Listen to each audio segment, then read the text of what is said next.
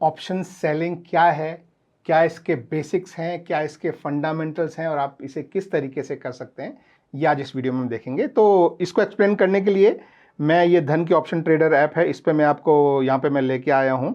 आप ये देख सकते हैं, ये धन की ऑप्शन ट्रेडर ऐप है। ये नॉर्मली जो धन की जो ऐप होती है उससे अलग ऐप है। तो इसको मैं शुरू कर लेता हूँ और यहाँ पे मैं अपने एक वॉच लिस्ट पे मैं आया हूँ।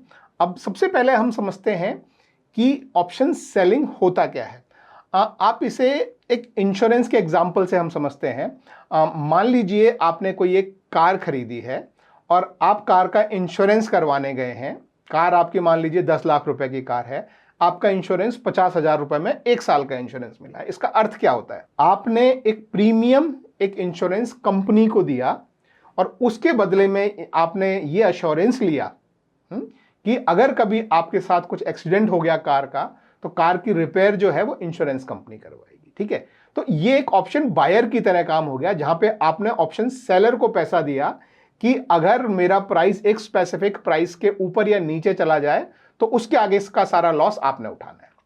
अब जो ऑप्शन सेलर है वो एक इंश्योरेंस कंपनी की तरह से काम कर रहा है, जहां पर आपको इंश्योरेंस बायर जो है वो पैसा दे रहा है। आप एज ए इंश्योरेंस कंपनी कैसे काम करते हैं?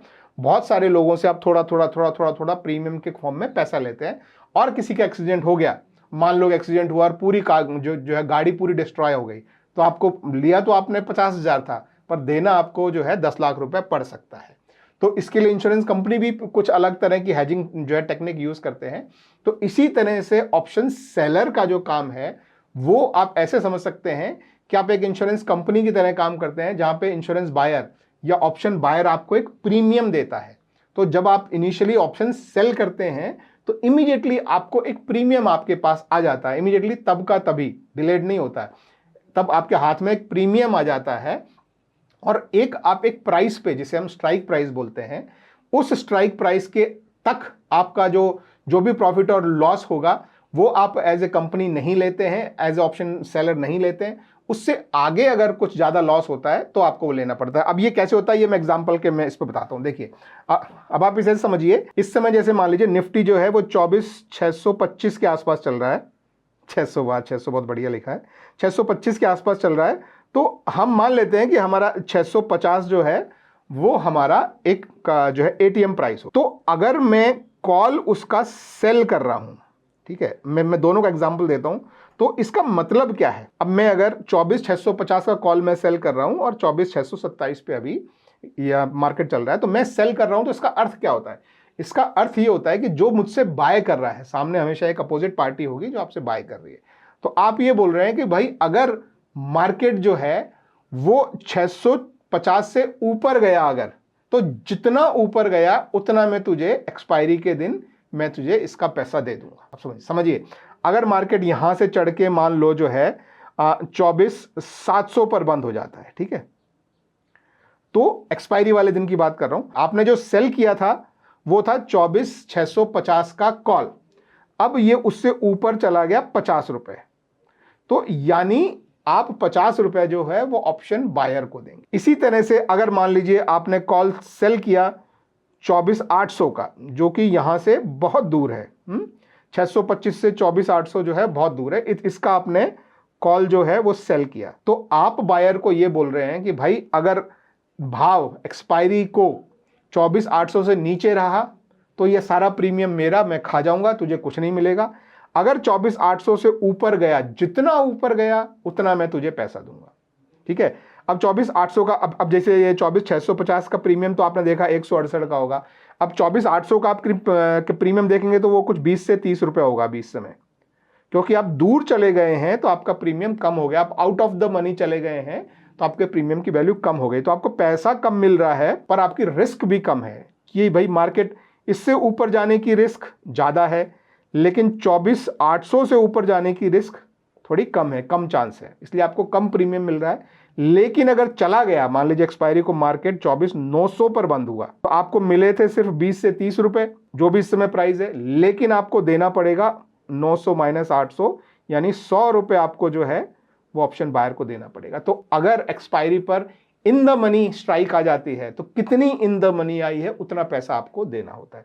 तो ये जो एग्रीमेंट होता है इसको कॉन्ट्रैक्ट बोलते हैं और ये कॉन्ट्रैक्ट ही ऑप्शन होता है। तो आप as a option seller, option buyer को ये ऑप्शन देते हैं कि अगर प्राइस इससे ऊपर गया तो उसके आगे का सारा पैसा मैं तुझे दूंगा, नहीं तो ये जो है जीरो पे खत्म हो जाएगा। ठीक है, इसमें क्या क्या चीजें हमको ध्यान रखनी चाहिए, इसमें दो इंपॉर्टेंट चीजें होती है, एक जिसे पहले हम बोलते हैं थीटा और दूसरा जिसे हम बोलते हैं वेगा। ये दो चीजें हमें जो है वो पता होनी चाहिए। थीटा मतलब होता है टाइम डिके, यानी आज से लेकर एक्सपायरी तक जो भी out of the money options हैं वो सब जीरो हो जाएंगे, और जो इन द मनी ऑप्शंस हैं उनकी इंट्रिंसिक वैल्यू जो है वो उस पे आ जाएंगे। अब इसका मतलब क्या हुआ, मान लीजिए अभी जैसे 24,635 पे है, तो जो 24,635 से ऊपर के कॉल हैं वो सब जीरो हो जाएंगे और नीचे के पुट जो है वो सारे जीरो हो जाएंगे। लेकिन जो 24,635 से नीचे के जो पुट हैं, चाहे वो 600 ही हो, वो भी उसकी इंट्रिंसिक वैल्यू 35 रुपए है,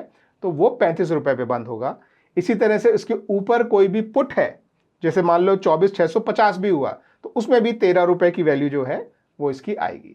तो इस तरह से जो इंट्रिंसिक वैल्यू होती है वो, और एक टाइम वैल्यू होती है, वो टाइम वैल्यू जो है एक्सपायरी तक जाके जीरो होती है।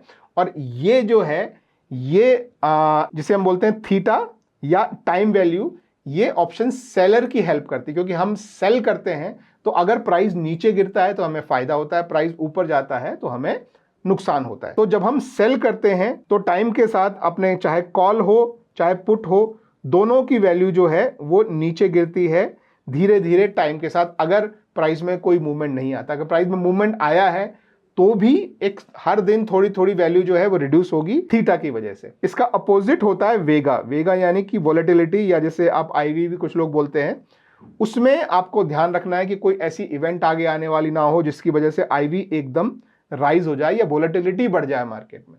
अगर वोलेटिलिटी बढ़ती है मार्केट में तो आपके कॉल के प्राइस भी बढ़ते हैं, पुट के प्राइस भी बढ़ते हैं। ये इंपॉर्टेंट चीज है। ठीक है, यदि आप बिगिनर हैं तो मैं आपको हमेशा सजेस्ट करता हूं कि नेकेड कॉल जो है वो कभी भी सेल ना करें। नेकेड कॉल का मतलब होता है कि आपने सिर्फ एक सीधा कॉल को सेल कर दिया या सीधा पुट को सेल कर दिया। हमेशा स्ट्रेटजी बना के सेल करें। जैसे मैं एग्जांपल के लिए आपको मैं कुछ स्ट्रेटजीज जो है जैसे मैं यहाँ बताता हूँ। मान लीजिए आप यहाँ पे ये इसमें आएंगे तो इसमें आपको ये टॉप में प्री बिल्ड वाला सेक्शन मिल जाएगा। तो आपके सामने यहाँ पे आप बहुत सारे इंडेक्स देख सकते हैं, यहाँ पे अलग अलग तरह की स्ट्रेटजी की कैटेगरीज देख सकते हैं, और किसी शेयर में भी ट्रेड करना है तो आप यहाँ पे सर्च करके शेयर में भी ट्रेड कर सकते हैं। मान लीजिए आपको ट्रेड करना है निफ्टी 50 में और आप चाहते हैं कि आपको लगता है कि मार्केट ऊपर जाएगा और अब आपको ऑप्शन सेलिंग करनी है, तो आप क्या करेंगे, आप यहाँ बुलिश वाले में देखेंगे कि किस तरह की स्ट्रेटजी में मुझे ऊपर जाने से सेल करने में बेनिफिट मिलेगा। ठीक है, तो इसमें देखिए आपके सामने दो स्ट्रेटजी है, एक बुल कॉल स्प्रेड है, एक बुल पुट स्प्रेड है। तो अगर आपको सेलिंग साइड जाना है तो आप जैसे ये बुल पुट स्प्रेड पे आप किसी भी स्ट्रेटजी में क्लिक करके और उसको बिल्डर में उसका चार्ट देख सकते हैं इस तरीके से। ठीक है, अब आप यहाँ पे देखेंगे कि आप एक पुट जो है वो सेल कर रहे हैं। जैसे आपने 24,700 का पुट सेल किया, लेकिन उसके नीचे जाके यानी 24,550 पे आपने एक पुट बाय कर लिया, तो आपने सेल किया। अब मार्केट यहां से ऊपर गया तो ये सारा जितना प्रीमियम आपने लिया वो सारा प्रीमियम जो है वो आपको यहाँ पे मिल जाएगा और पूरा प्रीमियम खा जाओगे। लेकिन अगर मार्केट बहुत, अगर ये ऊपर वाला बाय नहीं किया होता और सिर्फ यही एक ट्रेड लिया होता और मार्केट बहुत तेजी से नीचे गिरता तो आपको बहुत बड़ा लॉस हो सकता है।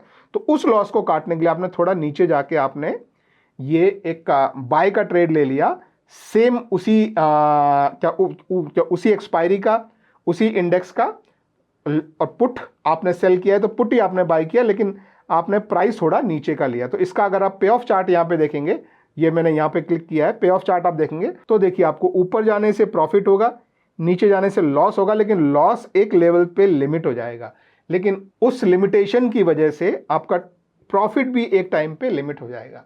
तो अगर आप थोड़ा लंबे समय के लिए खेलना चाहते हैं तो आपको ध्यान रखना है कि आप स्ट्रेटजी बना के अपनी स्ट्रेटजी को हेज करें। अब इसमें हेज के दो बेनिफिट हो गए, एक आपका लॉस जो है वो लिमिट हो गया, लेकिन उसकी वजह से आपका प्रॉफिट भी लिमिट हो गया, ध्यान रखें। और एक और जो दूसरी चीज है वो है, आप यहाँ पे नीचे आएंगे तो आपका ये देखिए प्रॉफिट और लॉस आपको यहाँ पे दिखाई दे रहा है मैक्सिमम कितना है, लेकिन आपका मार्जिन देखिए कितना रिड्यूस हो गया। नॉर्मली अगर आप एक लॉट सेल करेंगे तो आपको बहुत ज़्यादा मार्जिन लगता है, लेकिन अगर उसी के नीचे आपने बाय कर लिया तो आपका मार्जिन जो है वो काफ़ी रिड्यूस हो जाता है। तो जहाँ पर आप एक ट्रेड ले सकते थे, उस एक ट्रेड की बजाय अभी आप 4 ट्रेड ले सकते हैं। तो यहाँ पे आपका मैक्सिमम प्रॉफिट और मैक्सिमम लॉस भी आपको पहले से पता लग गया। आप नंबर ऑफ ट्रेड्स भी बढ़ा सकते हैं, या आपके पास पैसा कम है तो आप जो है छोटे अमाउंट से भी ट्रेड ले सकते हैं।